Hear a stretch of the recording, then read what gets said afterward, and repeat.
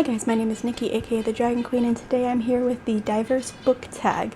Now this is an original tag that was created by Heather at Zether Books, and I was tagged for it, so I'm finally getting around to this, and might as well just jump in. The first question is, what is your diversity? My diversity is being overweight, having mental illness, and having a chronic illness. My chronic illness is psoriasis, which, while it doesn't affect me in a terminal way, it does affect me on a daily basis. 2, recommend a book, if possible, for each of your diversities. For mental illness, I would highly recommend Speak by Laurie Halse Anderson. I just read it, and while it's not focusing on a mental illness, it's focusing on it focuses on a mental illness, but you don't really understand what's going on. So I really think that she portrayed depression very well, especially once the trust is taken from you and the loss of a friendship and all that stuff. For a chronic illness, while I couldn't think of any books that I've read with chronic illness other than books regarding cancer. Fault in Our Stars is a good one by John Green with cancer, but I don't think I've read any books with chronic illnesses in them otherwise. I do have some on my TBR, but I have yet to read them. For overweight characters, the only one I could think of was I read a graphic novel called Anna's Ghost. I can't recall who it's by off the top of my head. The main character believed she was overweight, and I can't think of any other books that I've read that it stood out that a character was obese or overweight. I've heard some books have it, but a lot of them are books that the title is chubby or full-sized or has some kind of comment regarding it. I just want a book that the character's overweight, but it doesn't portray to the plot. It's mentioned maybe once or twice, and it's her normal life being overweight, but being put in the same situation that somebody else would have been put in. 3, if possible, recommend a TV show or a movie that portrays your diversities. A character that portrays, I think, would be Penelope Garcia in NCIS. I absolutely adore her. She's geeky, but she's plus size and she dresses phenomenally, and it doesn't affect her in any way. It doesn't stop her from doing her job and being fantastic. So I really enjoy watching her. For chronic illnesses, I have to go with Monk. If you don't know, Monk has OCD. While I don't have OCD to that severity, or possibly OCD at all, he deals every day with chronic illnesses, and you see him going through the motions and having to have other people deal with him and how he responds in turn. 4, where do you really come from? Well, my first instinct was Florida because I was born and raised here, but ancestrally my family is from Germany, partially from England, but mostly German. Follow-up question to that, have you ever read books featuring that diversity?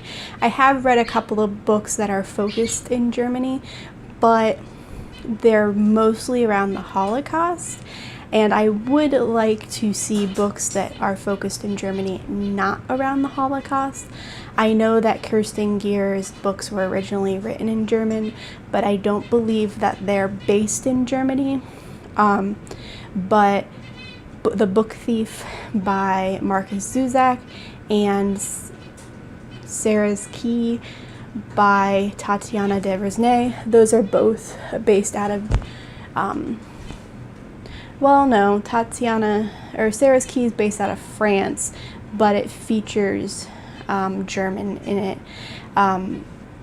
The Book Thief is in Germany though, and I did enjoy that book a lot, but it's focusing on the Holocaust or around the Holocaust, so I would like to read some books that are in Germany, but they're just fantasy or fantasy based books. They're not Holocaust based. That would be nice. 5, recommend an author who writes diversely. Obviously there is Americana by Chimamanda Ngozi Adichie. That's a very diverse book. Also, Mirin Hogan, who is an indie author, she has diverse characters in her book. 6. Recommend a diverse author as well as someone who writes own voices. Chimamanda Ngozi Adichie writes own voices. Americana was a Nigerian-based book, and she is Nigerian. Another one is a memoir, I Am Malala, by Malala. I don't remember her last name, but that was a very good book. That was actually the first memoir I've read that got me into memoirs. One that I'm reading currently is The Blazing Star by Amani Josie. It is a book from NetGalley. It's featuring 2 African American twins, and according to Goodreads, it is also own voices. 7. Recommend a booktuber who reviews diversely.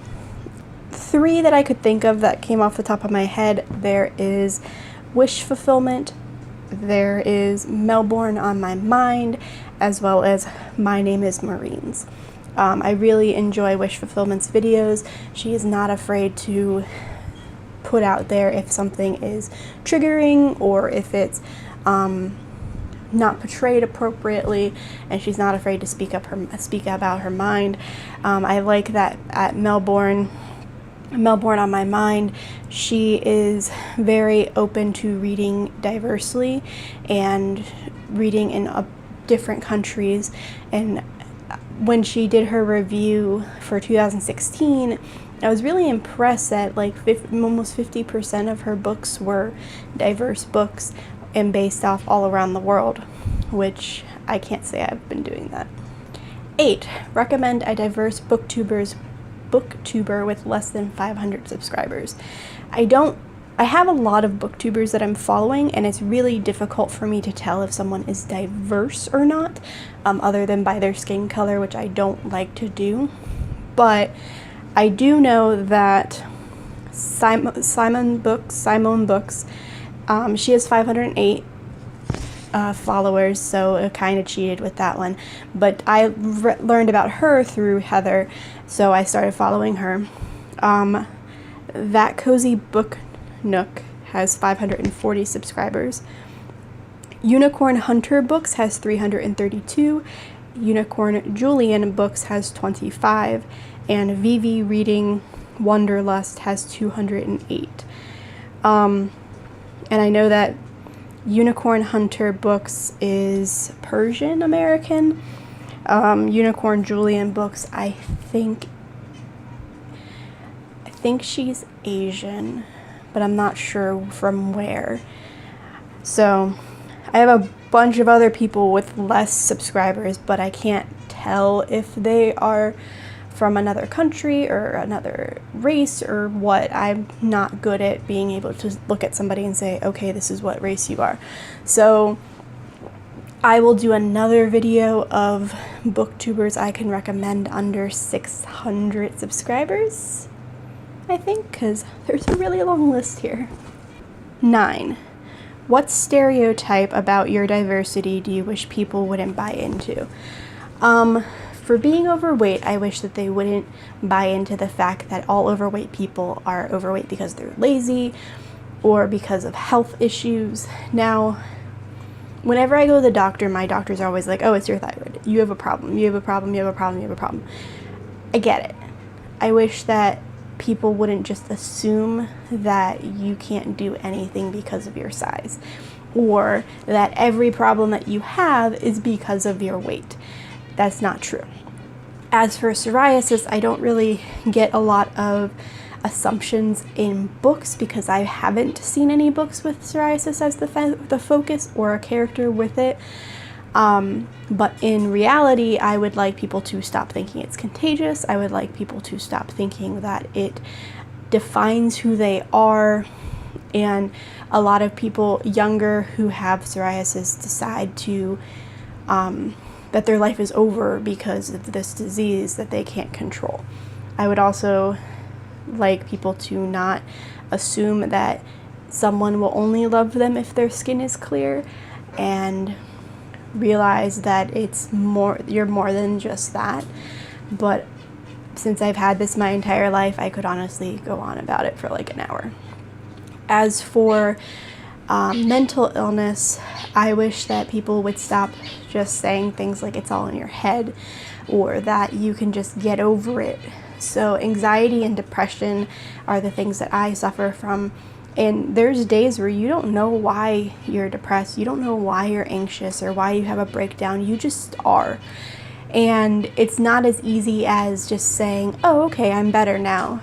It takes everything out of you.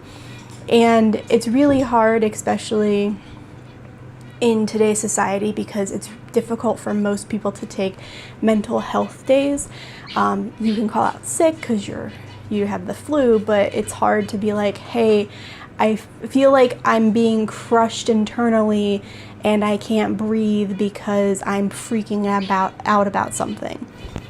You can't really explain that per se. So it gets kind of like a bad name, a bad rep because of it. And with depression, it takes all of your willpower to get out of bed some days. So people think you're a failure because you can't get up out of bed, or that you're taking antidepressants, and that's not true at all. If you need antidepressants, then please take them. If you need them, take them. If you need to talk to somebody, talk to somebody. But if, on the other hand, there are other ways to handle your depression and your anxiety, and if those work for you, like exercise and eating healthy and meditating, then do those. Do whatever helps you. Just don't judge somebody else for what they're doing. Again, that's another topic I could go on about for an hour. 10. Name one book, movie, or show about a different person's diversity that made you feel like you weren't alone. Some that I've read were Speak, Go Ask Alice, Splintered, and Winter.